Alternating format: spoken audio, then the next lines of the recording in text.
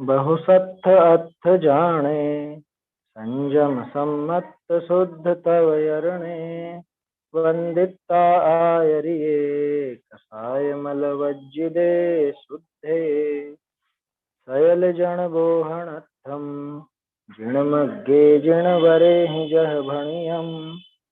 ओच्छामि समासेन छक्काय सुहंकरं सुणः। देवजिनेश्वर सर्वगुरु वंदो मन वचकाय। जा प्रसाद भवि बोध ले पाले जीवन का। कुंद कुंदाचार्य देव विरचित ये बोध पहुड़ ग्रंथ है और इसके इस प्रकरण पर, प्रवज्जा वाले प्रकरण पर अपनी चर्चा चल रही है। वैसे अंतिम प्रकरण है और इसका भी लगभग अंतिम ही यहाँ पर हिस्सा चल रहा है। 56वीं गाथा कल अपन ने देखी थी, 55 और 56, जहाँ उपसर्ग और परिसर को सहने वाले और निर्जन प्रदेश में नित्य विहार करते हैं, नित्य वहीं पर रहते हैं, वहीं जाते हैं, वहीं चढ़ते हैं, वहीं बैठते हैं, वहीं उठते हैं, सर्वत्र ऐसा ही काम मुनिराज करते हैं। ये बात 56 गाथा में देखी थी अपन ने। इसके पहले की गाथा भी बहुत सुंदर थी। जिन मार्ग में प्रवृत्ति कैसी बताई कि 6 ही सहननों में हो सकती है। 54वीं गाथा में ये बात आई। 55वीं में ये बात आ गई कि तिल तुष मात्र भी परिग्रह उनके नहीं होता। कौन सा परिग्रह नहीं होता? ना अंतरंग परिग्रह होता है, ना बहिरंग परिग्रह होता है। दोनों ही प्रकार का परिग्रह उनके नहीं होता। तिल तुष मात्र परिग्रह भी नहीं, रंच मात्र भी ममत्व का परिणाम उनको नहीं। ऐसे मुनिराज होता है। अभी 56 और 57वीं जो गाथा है, ये असल में एक दूसरे की वो साथ की ही गाथाएं हैं। ये जैसे 56वीं गाथा में तो कहाँ रहते हैं ये बताया, कैसे स्थान में रहते हैं। 57 में आएगा कैसे स्थान में नहीं रहते, है ना। 57 में ये बात आई। अपन ने देखा भी था कि भाई जहां पर जैसे अन्यमति हैं, तो अन्यमति तो बहुत प्रमादी होकर के कैसे भी स्वच्छंद रूप से रहते हैं। मुनिराज तो जान करके ऐसे स्थान चुनते हैं जहां पे कोई दूसरा ना आ सके, निर्जन प्रदेश हो, जहां पे उनको ध्यान में बाधा करने वाले लोग ना हो, चाहे वो शिला हो, चाहे काष्ठ हो, भूमि तल हो, कुछ भी हो, वहां रहते। निर्जन प्रदेश होना चाहिए, पहली शर्त यही थी। एक बार गाथा अपन बोलते हैं 56वीं, फिर आगे की चर्चा करते हैं। उवसर्ग परिसहसहा अनिजन देशे हिणिच अथेयी। तिलकट्ठे भूमि तले सव्वे आरुहई सवत्थ। परिशह सहे उपसर्ग जीत रहे निर्जन देश में। शिला पर या भूमि तल पर रहे वे सर्वत्र। सर्वत्र में क्या देखा अपन ने कि चाहे वो जंगल में रहे, चाहे वन में रहे, लेकिन ऐसे स्थानों पर रहते, निर्जन जगह पे। तो ये सब बात आई थी, है ना। शिला पर, काष्ठ में, भूमि तल पर, वहां पर ही रहते हैं, वहीं आरोहण करते हैं। आगे अन्य विशेष कहते हैं, और विशेष बात कह रहे हैं। अब इसकी उल्टी गाथा। अभी तो बताया था कहाँ रहते हैं, अब बताएंगे कहाँ नहीं रहते हैं, किस स्थान पर नहीं रहेंगे। पशु महिल संड संगम कुशील संगम न कुणई विकहाओ।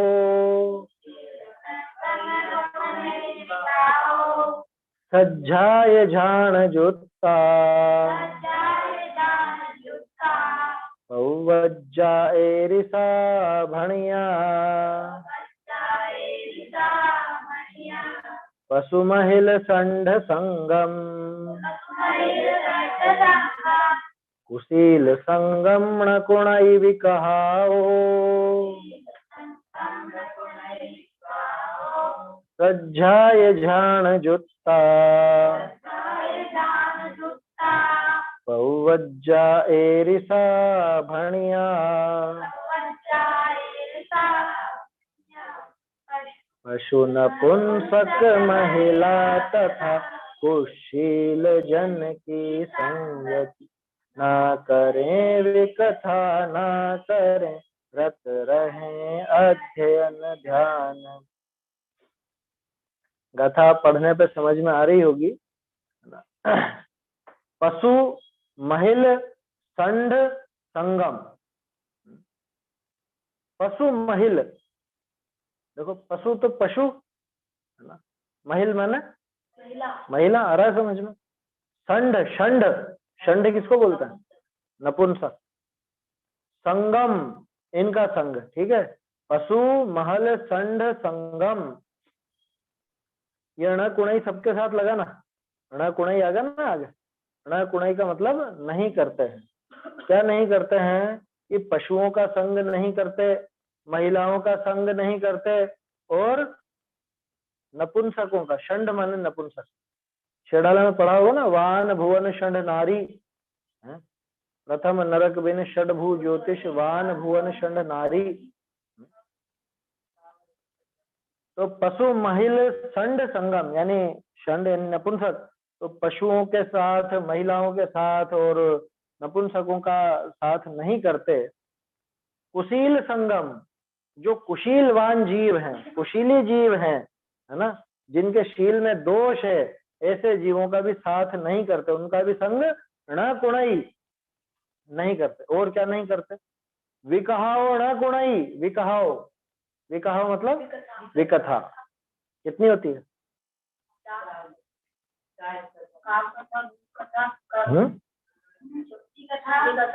है ध्यान। राज कथा, स्त्री कथा, चोर कथा और भोग कथा, है ना। भोग कथा वो भोजन कथा भी कहते हैं, वो असल में भोजन नहीं है, भोग ही है ना। तो 4 विकथाएं होती, इन 4 से संबंधी जो बातें हैं वो सब विकथा है। और वो लोग पूरी दुनिया इन 4 की बातों में तो लगी रहती है, और क्या करती है। राजपाट में क्या हो रहा है, कौन सी पार्टी जीत रही है, चुनाव में कौन आगे है, कौन पीछे है? या स्त्री कथा, स्त्रियों के संबंधी कथा है। तो जैसे ये सब वो कहानियां होती है ना, बहुत सी कहानियां होती हैं, उनमें स्त्रियों के सौंदर्य का वर्णन हो या कुछ भी हो, कहीं पर भी देखो, एडवर्टाइज हो या चित्र हो, अखबार देख लो, तो स्त्रियों के चित्र, तत्संबंधी कहानियां, ये सब भी चलती। चोर कथा, कोई ऐसे लूटपाट की कैसे करा, कैसे प्लानिंग करके करा, सस्पेंस वाली कोई ऐसी कथा हो, तो वो सब उसी में जाती, चोर कथा। और बाकी जो कुछ आ गई वो सब भोग कथा, कि कौन सी चीज कैसे बनाई जाती है, कैसे खाई जाती है, कहाँ घूमने जाते हैं, कैसे घूमते हैं, कहाँ कहाँ पे घूमने लायक स्थान है, ये सब क्या है? ये भोग कथा। दिन भर भोग कथा में जीव फंसा रहता है। जो इन 3 में नहीं आई और 5 इंद्रियों के भोगों से संबंधित है, वो सब भोग कथा के अंदर, ठीक है ना। स्त्री कथा, चोर कथा और राज कथा के अलावा अगर और कोई कथा बचती है जो आत्म कथा नहीं है, धर्म कथा नहीं है, 5 इंद्रियों के भोगों की, वो सब भोग कथा में शामिल। वो सब विकथा भी मुनिराज नहीं करते, वो प्रव्रज्या में नहीं होता। और कैसी होती है प्रव्रज्या? माने दीक्षा कैसी होती हो? सज्जाय झाण जुत्ता, समझ में आ रहा? सज्जाय, सज्जाय माने स्वाध्याय, झाण माने ध्यान। सज्जाय झाण जुत्ता, स्वाध्याय और ध्यान से युक्त है। पवज्जा एरिसा भनिया, प्रव्रज्या ऐसी कही गई। कैसी कही गई? कि पशुओं का संग नहीं करते हैं, महिलाओं का संग नहीं करते हैं, नपुंसकों का संग नहीं करते हैं, विकथाएं नहीं करते हैं, तो क्या करते हैं? कि स्वाध्याय करते हैं, ध्यान करते हैं। ध्यान और अध्ययन, यही तो मुख्य कार्य है, और क्या है? ध्यान और अध्ययन। अध्ययन माने स्वाध्याय, है ना। ऐसी होती है प्रव्रज्या। मुनिराज का स्वरूप इस प्रकार का होता है। अब इसमें प्रश्न उठना चाहिए ना, भाई महिला की तो बात समझ में आती है, महिलाओं से तो 7 हाथ दूर रहते हैं, नपुंसकों से भी, क्योंकि वो भी विपरीत लिंगी हैं तो उनसे भी दूर रहेंगे। पशुओं में क्या हो गया? पशुओं की तो बात आती है, उपल खाज खुजावते हैं, और वहां पे आकर के सब अपने बेर भी भूल जाते हैं, पशु उनके चरणों में बैठे रहते हैं। फिर जंगल में तो पशुओं का संग होगा कि नहीं होगा? तो फिर पशु संग की मना क्यों करी? सोचो है। हाँ, तो उनका संग तो जंगल में होगा ही सही। यहाँ संग का अर्थ है उनको पाल लेते हैं ना, जैसे बहुत से अन्य मतियों में तो पाल ही लेते हैं। तो यहाँ पशुओं का संग माने पशुओं को पाल करके, अब वो बिल्कुल अपने साथ जैसे हो गए। मान लो कोई कुत्ता पीछे पीछे चलने लगा और थोड़े समय अपने साथ रहने लग गया, अपने पास उसको कुछ खाने का मिल जाता है तो उसका संग हो गया। अब वो रोज अपने साथ जाता है तो अपने को उसके प्रति राग भाव पनपेगा, वहां पे ममत्व परिणाम पनपेगा, ये सब बात होगी। इसलिए पशुओं का भी संग नहीं करना। भाई जब सारा ही संग छोड़ करके आए हैं ना, सारा ही घर परिवार संसार आदि सब छोड़ा है, तो फिर पशुओं को भी क्यों पाल करके उनको क्यों उनके प्रति क्यों अपनत्व बढ़ाना, उनके प्रति क्यों ममत्व बढ़ाना? तो यहाँ पशु संग का अर्थ साथ में पशु हो ऐसा नहीं है ना। साथ में का मतलब कि आसपास पशु हो, जैसे उपल खाज खुजावते वाली बात है, तो वो बात नहीं लेना है। यहाँ पशु संग का अर्थ सीधा सीधा क्या है कि पशु संग माने पशुओं को पाल करके अपने पास रखना, उनके प्रति आसक्ति का भाव बढ़ाना, ऐसा का, इसको कहते हैं पशु संग। है समझ में? तो पशु महिला का तो साथ में भी नहीं रहेंगे, है ना, ध्यान रखना। नहीं तो कोई सोचे जैसे पशुओं को पालने का मना है तो बाकी पशु यूं आसपास तो रह सकते हैं, तो ऐसे ही महिलाओं से शादी ब्याह की मना होगी, बाकी आसपास तो रह सकती है, ऐसा है क्या? ऐसा बिल्कुल। महिलाओं से, नपुंसकों से, इनसे तो 7 हाथ दूरी चले। है समझ में? इनसे 7 हाथ दूर रहना है, रहते ही हैं, अपने आप ही रहते। वो मुनि दशा इसी तरह की होती है। समझ में आ रही है बात? गाथा स्पष्ट है? चलो इसका अर्थ भावार्थ देखते हैं।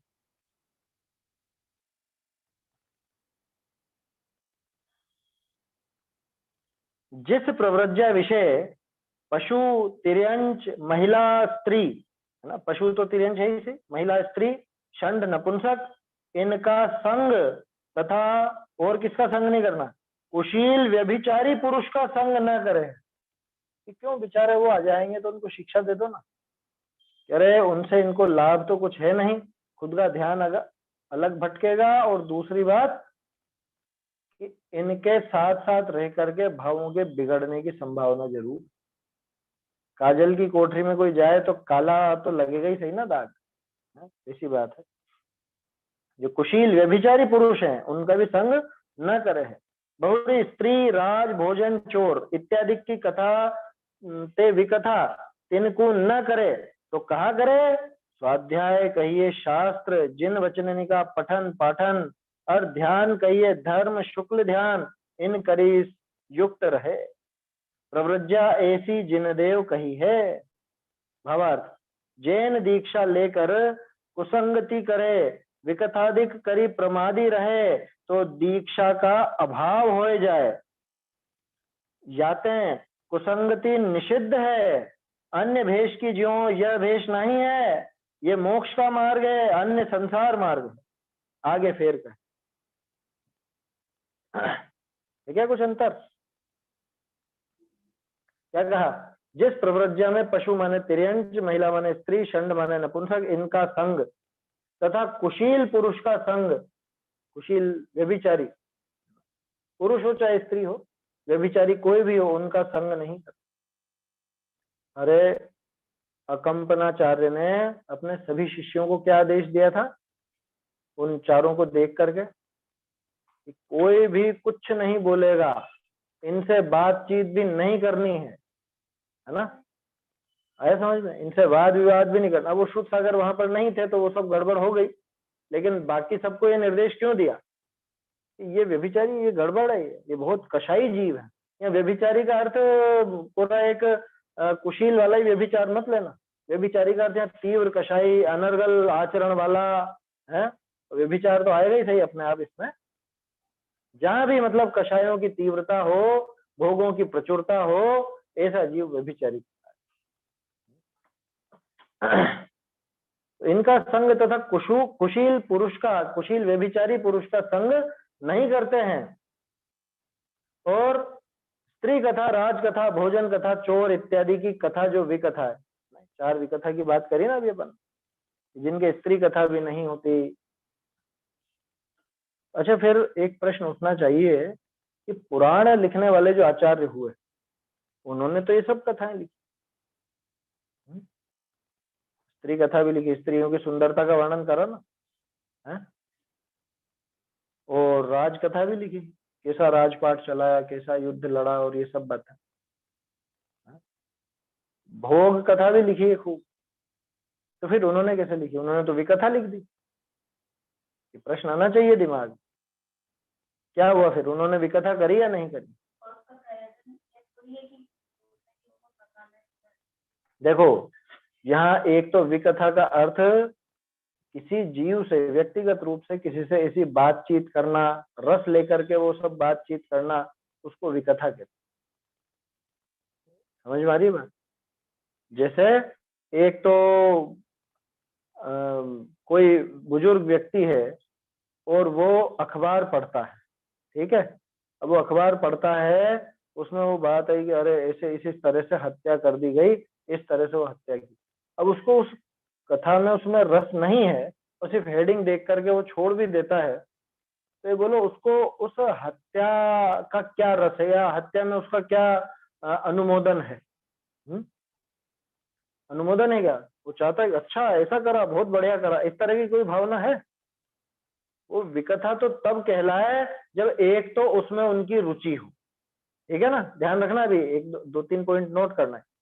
विकथा तो उसका नाम कि जब उस विकथा में उस जीव की रुचि हो, तब जाके वो पूरी बातचीत, वो पूरी कथा विकथा कहलाई, पहली चीज। दूसरी बात, उसके पीछे प्रयोजन क्या है। भोगों की प्रचुरता का वर्णन किया, प्रचुरता से वर्णन किया भोगों का, लेकिन आखिर में क्या किया? ऐसे भोगों को भी त्याग करके वैराग्य का ही वर्णन मुख्य रहा ना। महिमा किसकी गई, भोगों की या वैराग्य की? वैराग्य की महिमा गई, भोगों की महिमा नहीं गई वहां पर, है ना। भोगों का कथन तो है कि राजा ने ऐसी शादियां की, ऐसे क्रीड़ाएं करता था, ऐसा भोजन करता था, ऐसे युद्ध लड़ता था, ऐसे राज चलाता था, ये सब बातें तो हुई। लेकिन आखिर में वो दीक्षा लेकर के, और उसने महान मुनि दीक्षा धारण करके, ये जैन दर्शन का जो मार्ग है, जैन शासन में जो कहा गया है, इस मोक्ष मार्ग पर वो आगे बढ़े और मुक्ति की प्राप्ति। आया समझ में? तो ये वहां पर सिद्धि किसकी की? उस विकथा की सिद्धि की, या उस विकथा के माध्यम से आखिर में वैराग्य की ही सिद्धि? समझ में आ रही है बात? तो प्रयोजन और खुद की रुचि, इसके ऊपर निर्भर करता है कि वो सामने वाली बात, मतलब वो जो बात चल रही है, वो विकथा है या सामान्य रूप से एक कथन है, वर्णन है। आया समझ में? तो स्त्री कथा, राज कथा, भोजन कथा, चोर इत्यादि की कथा जो विकथा है, उनको नहीं करते। शास्त्रों में जो लिखा है वो उनका पोषण करने के लिए नहीं लिखा, बल्कि वो कैसे खोटे काम हुए और उनके बाद वैराग्य आदि, वैराग्य का पोषण करना है, वैराग्य की महानता का पोषण करना है, तो उसके पहले इनका भी पोषण करना पड़ता। पोषण नहीं करना पड़ता, इनका कथन करना पड़ता। कथन होगा इनका, लेकिन पोषण होगा वैराग्य। बोलो, चक्रवर्ती का राजपाट दिखाया, रानियों की सुंदरता दिखाई, तो सिद्धि क्या करी? अरे ऐसा सब कुछ छोड़ करके, वो चक्रवर्ती के मनोभाव इतने विशाल, इतने गजब के, कि वो इन सब भावों को छोड़ करके और मुनि बने। ये सिद्ध किया ना आखिर में। देखो, तो स्त्री कथा, राज कथा, भोजन कथा, चोर इत्यादि की कथा जो विकथा है उनको नहीं करते हैं, तो क्या करते हैं? स्वाध्याय अर्थात शास्त्र जिन वचनों का पठन पाठन और ध्यान अर्थात धर्म शुक्ल ध्यान इनसे युक्त रहे। एक तो स्वाध्याय करते हैं और धर्म शुक्ल ध्यान करते हैं, इनके अलावा और कोई काम नहीं करते। यही मुख्य कार्य है। ध्यान में आत्मा का ध्यान और अध्ययन में भी आत्मा की संबंधी बातें, आत्मा से संबंधित, क्योंकि आत्मा का ही ध्यान उनको करना है मुख्य रूप। इस प्रकार प्रवृज्ञा जिन देव ने कही, जिनेन्द्र देव ने ऐसी प्रवृज्ञा बताई। देखो भावार्थ, जिन दीक्षा लेकर कुसंगति करे, विकथाधिक करे और प्रमादी रहे तो दीक्षा का अभाव हो जाए, इसलिए कुसंगति निषिद्ध है। क्या कहा? जिन दीक्षा लेकर कुसंगति करे, खोटी संगति, किन किन की? ये जो यहाँ बताए ना, ये सब कुसंगति है।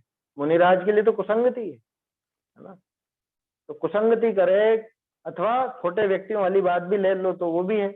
कुशीलवान व्यक्तियों के साथ रहे या स्त्रियों के साथ रहे, नपुंसकों के साथ रहे, पशुओं के साथ रहे, विकथादि करे, विकथाओं में मन रमता हो। ऐसी चर्चाएं पहले सुनने को मिलती थी। कुछ ऐसी हास्य की सभा लगाई जाती है, क्या नाम देते हैं उसको?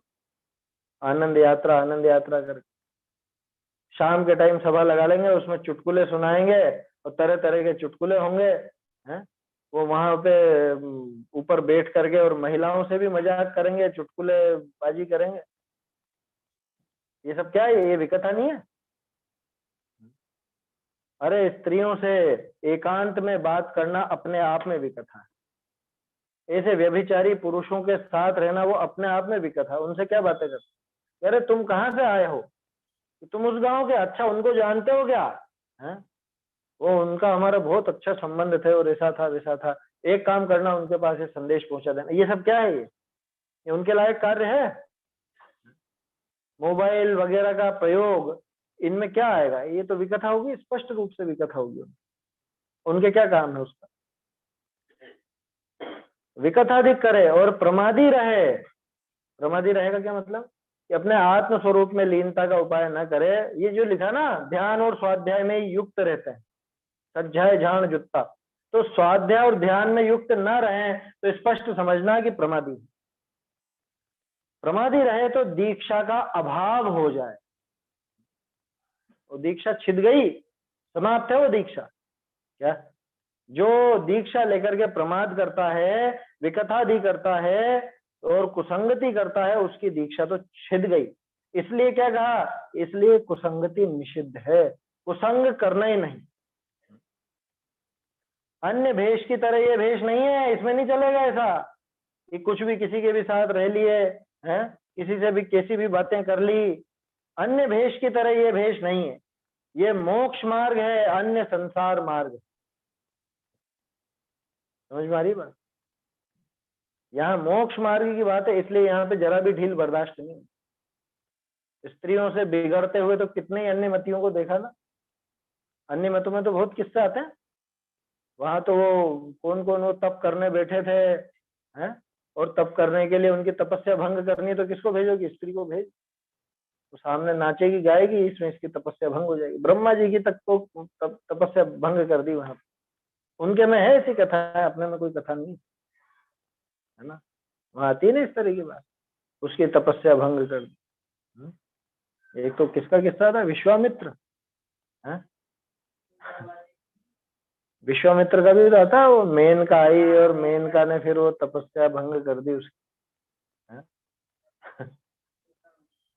ऐसी ऐसी कविताएं बनती थी पहले कि खूबसूरती जो मेनका बनी तो विश्वामित्र की तपस्या भंग हुई।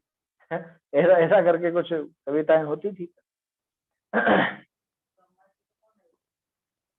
तिलोत्तमा, उनके तिलोत्तमा नाम की एक देवी बना दी कि सब सर्वांग सुंदरी जो देवियां थी उनसे एक एक तिल तिल करके उसकी रचना की, तो तिलोत्तमा नाम रख दिया। और वो तिलोत्तमा इधर नाचे तो 10,000 वर्ष की तपस्या भंग उसको देखना, फिर इधर नाचे तो चारों दिशाओं में नाची 40,000 वर्ष की तपस्या भंग हो।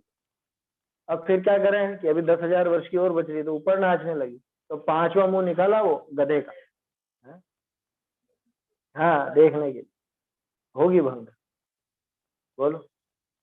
और भंग हो गई वहां। तो देखो उसमें भी एक बात है, भंग हुई ना, तपस्या भंग हुई ना, तो जब वहां भंग हो गई तो ये तो मोक्ष मार्ग है, इस मोक्ष मार्ग में कैसे भंग नहीं है? इसलिए संग की मना है, ऐसा संग नहीं करना। अन्य भेष की तरह ये भेष नहीं है, ये मोक्ष मार्ग है, अन्य संसार मार्ग है। ये बाकी के तो यहीं के यहीं रहने वाले हैं, तो वहां तो जो हो जाए जो कम है उनकी बात नहीं करनी। लेकिन मोक्ष मार्ग में तो पशुओं का, महिलाओं का, षंड यानी नपुंसक का, कुशीलवान जो व्यभिचारी जीव हैं उनका संग करना बिल्कुल भी उचित, और स्वाध्याय और ध्यान में ही युक्त रहना चाहिए। ये शिक्षा है क्या? कहाँ नहीं रहना, किसके साथ नहीं रहना, क्या करना, ये तीनों बातें आ गई, और क्या नहीं करना भी आ गया। आया समझ लो? पिछली गाथा में तो बात थी कहाँ रहते हैं, यहाँ बात है कहाँ नहीं रहते हैं, किसका संग नहीं करते हैं, क्या काम नहीं करते हैं, वो बात यहाँ पर आई। अन्य भेष की तरह ये भेष नहीं है, ये मोक्ष मार्ग है, अन्य संसार मार्ग। आगे फिर विशेष कहते हैं, और कह रहे हैं देखो, तब वय गुणे ही शुद्धा संयम सम्मत गुण विशुद्धाय शुद्धा गुणे ही शुद्धा सौवज्जा एरिसा भणिया तब वय गुणे ही शुद्धा संयम सम्मत गुण विशुद्धाय शुद्धा गुणे ही शुद्धा सौवज्जा एरिसा भणिया सम्यक संयम तथा व्रत तप गुणों से सुविशुद्ध हो, शुद्ध हो सद्गुणों से जिन प्रव्रज्या ऐसी। तब वय गुणे ही शुद्धा, तब वय, तब यानी तप, वय माने व्रत, तप व्रत आदि गुणों से जो शुद्ध है, माने जिसमें बहुत शुद्धता है। कैसी शुद्धता है, किसकी वजह से शुद्धता? तप और व्रत आदि गुणों से शुद्ध, अथवा तप और व्रत के गुणों से शुद्ध। और कैसे शुद्ध है? संयम सम्मत गुण विशुद्धाय, संयम और सम्यक्त के गुणों से जो विशुद्ध है। शुद्धा गुणे ही शुद्धा, बहुत शुद्ध है, गुणे ही शुद्धा, क्या शुद्ध गुणों से शुद्ध है। ये तो 4-5 नाम ले लिए, तप व्रत संयम सम्यक्त, इनके अलावा और भी जो कोई गुण है ना, जो सद्गुण होते हैं, उन सद्गुणों से जो शुद्ध है, पवज्जा एरिसा भणिया, इस प्रकार की प्रवृज्जा, ऐसी होती है प्रवृत्ति। आया समझ में? कैसी? तप व्रत, तप जानते ही अपन, मुनिराज तप तपते, कितने प्रकार के तप होते हैं? 12 प्रकार के, 6 अंतरंग और 6 बहिरंग। तो ऐसे 12 प्रकार के तपों से शुद्ध, व्रतों से शुद्ध है। कौन से व्रत? 5 महाव्रत है ना, समितियां हैं, इंद्रिय विजय है, वो सब है।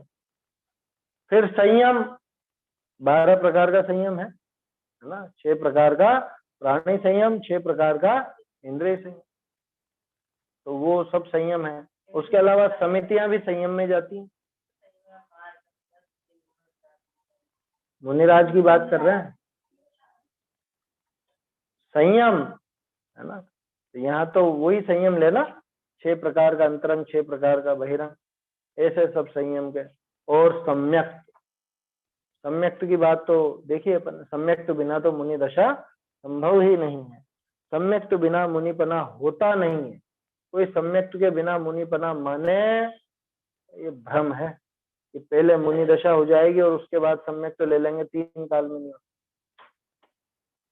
तो तब वह गुणे ही शुद्धा संयम सम्मत गुण विशुद्धाय, शुद्धा गुण ही शुद्धा। अब यहाँ कौन से गुण आ गए फिर?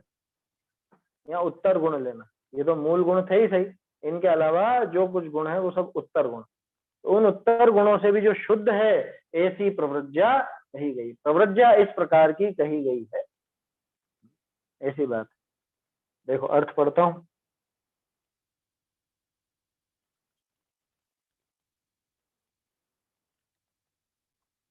अट्ठावन अर्थ। प्रवृज्जा जिनदेव ऐसी कही है। कैसी है? तप कहिए बाह्य अभ्यंतर 12 प्रकार, और व्रत कहिए 5 महाव्रत, और गुण कहिए इनके भेद रूप उत्तर गुणनी करी शुद्ध है। उत्तर गुण 3 करी शुद्ध है। बहुरी कैसी है? संयम कहिए इंद्रिय मन का निरोध, षटकाय जीवनी की रक्षा, सम्यक तो कहिए तत्वार्थ श्रद्धान लक्षण निश्चय व्यवहार रूप सम्यक दर्शन। बहुरी इनका गुण कहिए मूल गुण उत्तर गुण, तीन करी शुद्ध अतिचार रहित निर्मल है। बहुरी जे प्रवृज्जा के गुण कहे, तीन करी शुद्ध है, भेष मात्र ही नहीं, ऐसी शुद्ध प्रवृज्जा कही है। इन गुणनी बिना प्रवृज्जा शुद्ध नहीं है। लो भावार्थ। तप व्रत सम्यक्त इन करी सहित, और इनके मूल गुण उत्तर गुण, और अतिचारनिका शोधना जामे होए, ऐसी दीक्षा शुद्ध है। अन्यवादी तथा श्वेतांबर जैसे तैसे कहे है, सो दीक्षा शुद्ध नहीं है। आगे प्रवृज्जा के कथन को संकोचे। ठीक है ना, कोई अंतर तो नहीं है इसमें। देखो क्या कहा, जिन देव ने प्रवृज्जा ऐसी कही। ये जिनदेव का नाम क्यों लिया? जिनेन्द्र भगवान ने प्रवृज्जा ऐसी बताई है, इसी तरह की होती है। मतलब जिनदेव ने कही है माने सर्वज्ञ ने, सब कुछ जानने वालों ने कही। और सब कुछ जानने वाले कह रहे हैं माने सच कहते, झूठ नहीं कह सकते। क्यों नहीं कह सकते झूठ? झूठ क्यों नहीं कह सकते? उनके वचन सच्चे ही क्यों होते हैं? झूठ अज्ञानता से या राग द्वेष से बोला जाता है। या तो अज्ञान हो, पता नहीं हो, तो झूठ बोलते हैं। आया समझ में? क्यों बोलते हैं झूठ? है? ध्यान से सुन। झूठ अज्ञानता से बोला जाता है या राग द्वेष से बोला जाता है। अब उनके न तो अज्ञानता है न राग द्वेष है, तो झूठ क्यों बोलेंगे? इसलिए उनका वचन सच्चा होता है, इसलिए उनका नाम लिया गया। ये जिनदेव ने प्रवृज्जा ऐसी कही। कैसी? कि तप अर्थात बाह्य अभ्यंतर 12 प्रकार के तप। पहले तो ये लेना, बाहरी बाह्य और अभ्यंतर 12 प्रकार के तप, तथा व्रत अर्थात महाव्रत। तप तो जानते हो ना, अनशन उन्नोदर है, ध्यान। 6 अंतरंग 6 बहिरंग, इस प्रकार के 12 तप। तो 12 प्रकार के तप और व्रत अर्थात महाव्रत, क्योंकि मुनिराज के तो यही व्रत होता है। यहाँ दिग्व्रत देशव्रत वगैरह मत लगा, है ना। गुण व्रत या शिक्षा व्रत यहाँ पर नहीं है, यहाँ महाव्रत है। और गुण क्या? फिर कोई सोचे कि देखो गुण भी तो लिखा है, तप व्रत गुण, तो श्रावक में तो गुण कहते हैं, गुण व्रत ख्याल में आ जाते हैं। यहाँ कह रहे हैं गुण माने इनके भेद रूप उत्तर गुण, क्योंकि मूल तो 28 मूल गुण है ही सही, है ना। और उनके उत्तर गुण हजारों की संख्या में होते हैं, तरह तरह के। तो इनके भेद रूप उत्तर गुणों से शुद्ध हैं। दीक्षा शुद्ध क्यों? मुनिराज शुद्ध क्यों? क्योंकि उनमें तप की शुद्धि मौजूद है, उनमें व्रत की शुद्धि मौजूद है, उनमें आगे जो नाम आ रहे हैं संयम और सम्यक, तो इनकी भी शुद्धि मौजूद है। और इनके साथ साथ उत्तर गुणों की शुद्धि भी उनमें मौजूद है, इसलिए वो दीक्षा शुद्ध है, मुनिराज शुद्ध। आया समझ में? मुनिराज इसीलिए शुद्ध हो। क्या कहा? इनके भेद रूप उत्तर गुणों से शुद्ध है। संयम अर्थात इंद्रिय मन का निरोध, 6 काय के जीवों की रक्षा, ये पूरे 12 संयम आ गया ना। 6 प्रकार का प्राणी संयम, 6 प्रकार का इंद्रिय संयम।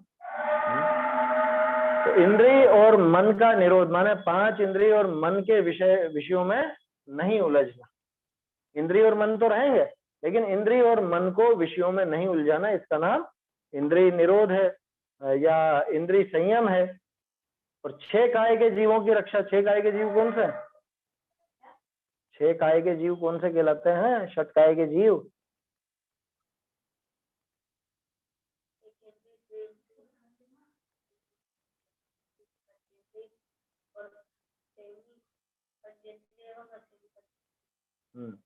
एक तो ये तरीका है, एक इंद्रिय, 2 इंद्रिय, 3 इंद्रिय, 4 इंद्रिय, असंगी और संगी पंचेंद्रिय। दूसरा तरीका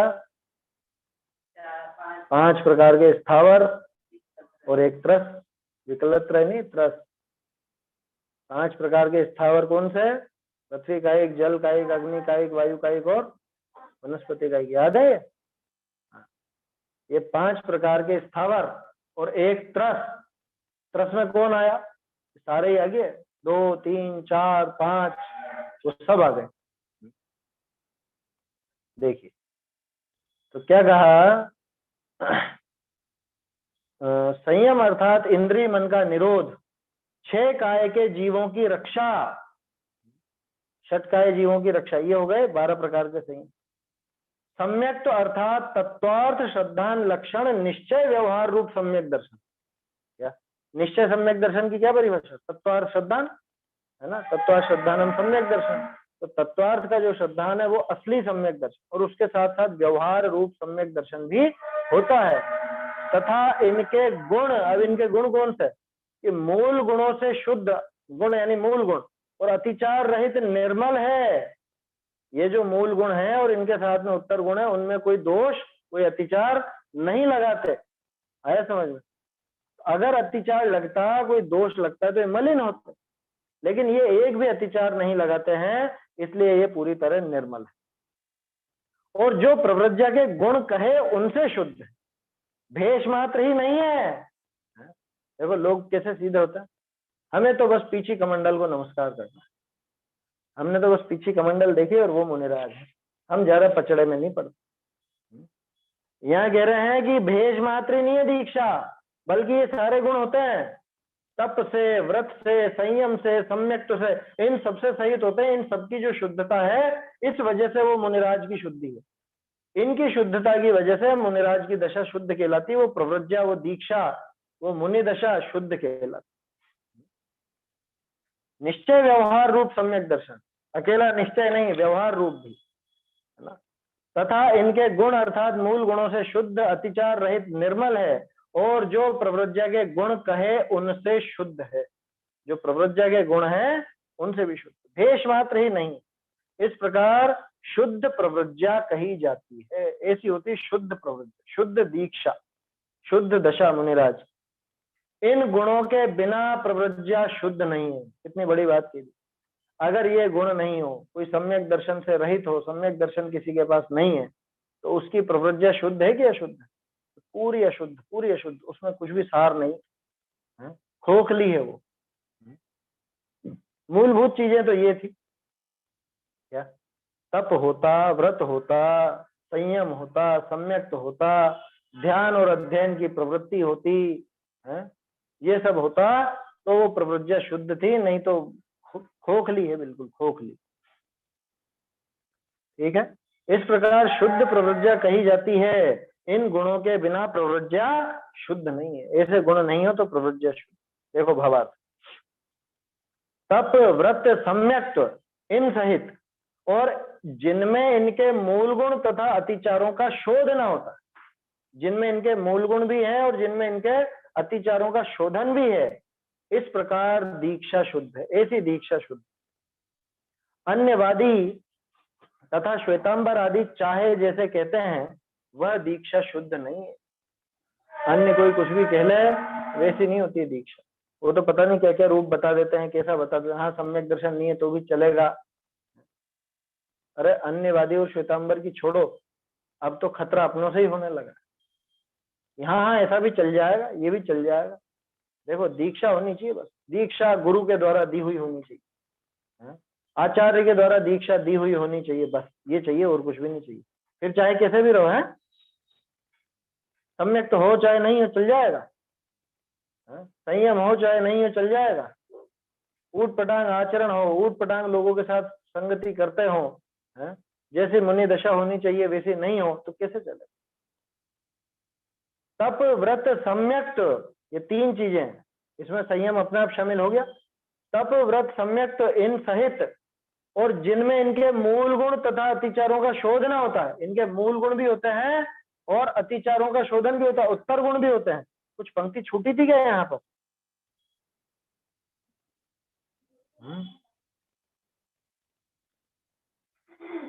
देखते हैं, देखो भावार्थ।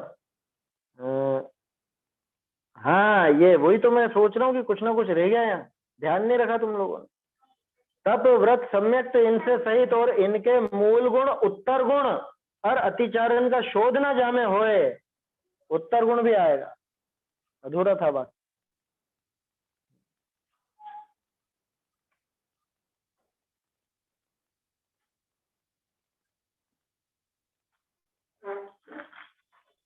इनके मूल गुण कोमा उत्तर गुण, क्योंकि मूल गुण अकेले नहीं शोधे जाते, मूल गुण के साथ उत्तर गुण जुड़ेगा। तप व्रत सम्यक इन सहित, और जिनमें इनके मूल गुण उत्तर गुण ये भी हो, और अतिचारों का शोधन होता है। ये अतिचारों को शोध रहे हैं तो फिर मूल गुण उत्तर गुण को शोधने की क्या जरूरत है, उनका भी शोधन होता है ना। वो आगे उत्तर उत्तर बढ़ाए जाते हैं और अतिचारों का नाश कराया जाता है, नाश किया जाता है। इस प्रकार दीक्षा, दीक्षा शुद्ध है, ऐसी दीक्षा शुद्ध होती। अन्यवादी तथा श्वेतांबर आदि चाहे जैसे कहते हैं, वह दीक्षा शुद्ध। उनका जो कथन है विपरीत कथन, इसमें से एक भी चीज कम होगी तो वो दीक्षा शुद्ध नहीं है, वो उचित नहीं, वो मुनि दशा नहीं, ऐसी बात है। तो 57-58 गाथा अपनी हो गई है ना। आगे की चर्चा अपन कल देखेंगे। अब तो समापन है प्रकरण का, प्रव्रज्या के कथन का संकोच करते हैं। हालांकि इसका विस्तार, अगली गाथा का विस्तार अच्छा ज्यादा है, 8वीं गाथा का देखेंगे आज। गाथाएं बोल लेते हैं।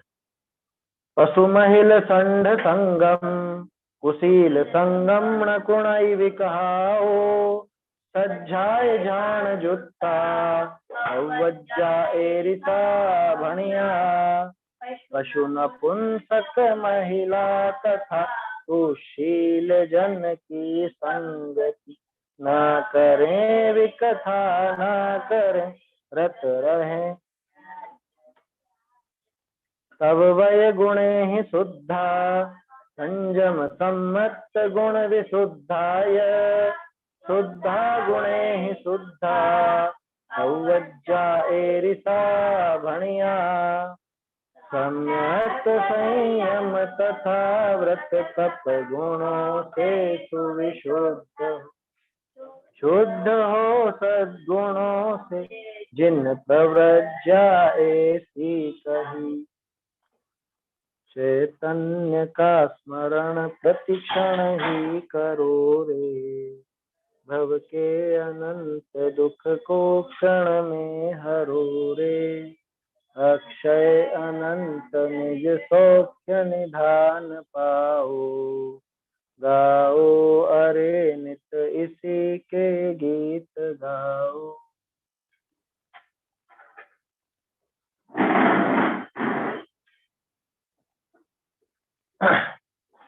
आज 31 तारीख है, अंतिम दिन है। ये स्तुति आज अच्छे से बोल रहे हैं, याद करें सभी जन, कल से नई स्तुति देखेंगे। चलिए। जब ते आनंद जननी दृष्टि परिमाई, जब ते आनंद जननी दृष्टि परिमाई, तब ते संशय विमोह भरमता विलाई, जब ते आनंद जननी दृष्टि परिमाई, मैं हूँ चित चिन्ह भिन्न परते पर जड़ स्वरूप, मैं हूँ चित चिन्ह भिन्न परते पर जड़ स्वरूप, दोनों की एकता सुजानी दुखदाई, जब ते आनंद जननी दृष्टि परिमाई, रागादिक बंध हेत बंधन बहु विपत्ति देत। रागादिक बंध हेत बंधन बहु विपत्ति देत। संवर हित जानता सुहेतु ज्ञानता। जब ते आनंद जननी दृष्टि परिमाई। सब सुखमय शिव है ससु कारण विधि जारन में। सब सुखमय शिव है ससु कारण विधि जारन। इमि तत्व की विचारन जिन वाणी सुधि कराई। जब ते आनंद जननी दृष्टि परिमाई। विषय चाह ज्वालते दयो अनंत कालते। विषय चाह ज्वालते दयो अनंत कालते। सुधाम्बुसात पदांक गाहते प्रशांति आई। जब ते आनंद जननी दृष्टि परिमाई। या बिन जग जाल में न शरण तीन काल में। या बिन जग जाल में न शरण तीन काल में। संभाल चित भजो सदैव डौल यह सुहार। जब तै आनंद जननी दृष्टि परिमाई। तब ते संशय विमोह भरमता विलाई। जब ते आनंद